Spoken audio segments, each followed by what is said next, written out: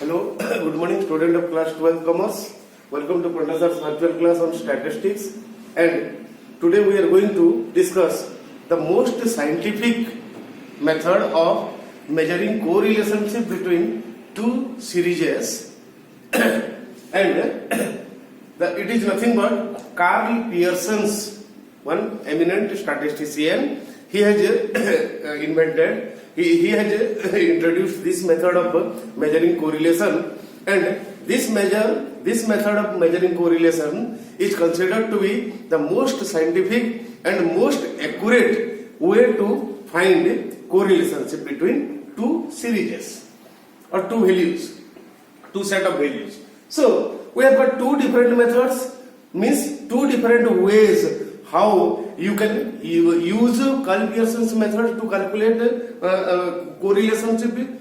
And in the first we are using it is called actual mean method, because we are trying to find out correlationship by taking the value of actual mean. That's why first of all, after getting the question, after making the required tables, we need to first find out the arithmetic mean. Because from arithmetic mean only we will take the deviations, that is small x. One more thing, here in this first formula, that is the first way of finding a correlation is actual mean method. Here you can see a capital X and a small x.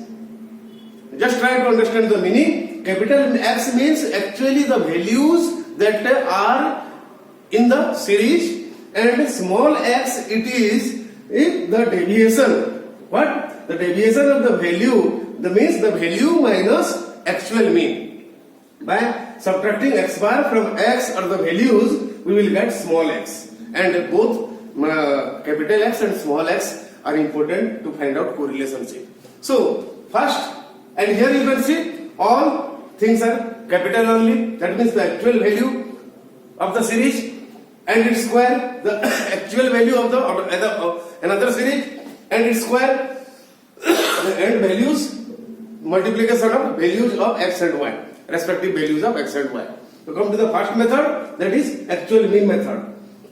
So we have got the values of x. So simply we can find out the arithmetic mean, that is x bar, by summation x upon n, and here the value is 8. The same way, from this value of y, you can use summation y by n to find out the value of the arithmetic mean of y series is 10. So once we get the arithmetic means, after that we can find out small x and small y by reducing the value of x that is 4, and the arithmetic mean is 8. Hence 4 minus 8 equal to minus 4, 6 minus 8 equal to minus 2, 8 minus 8 equal to 0. In this way we will find the small x column. Next we need to find out summation x, summation small x square, summation y, summation small y square.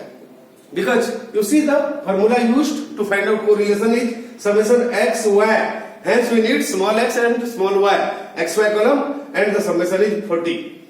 So summation xy upon summation x square into summation small y square and total square root. Again you see, in measure of correlation and in measure of dispersion, we actually severely need to accurately find out the square roots of different number. May it be decimal number or may it be a whole number.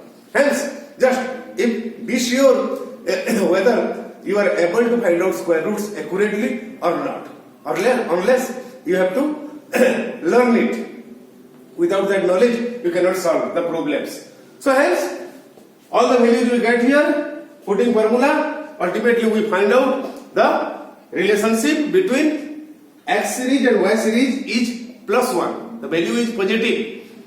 So what does it indicate? So whatever problem you are encountering from measure of correlation, at the end you have to comment in one sentence regarding the degree of the correlationship. So here correlationship is, and you know correlationship lies in between the value 0 to 1 or minus 1.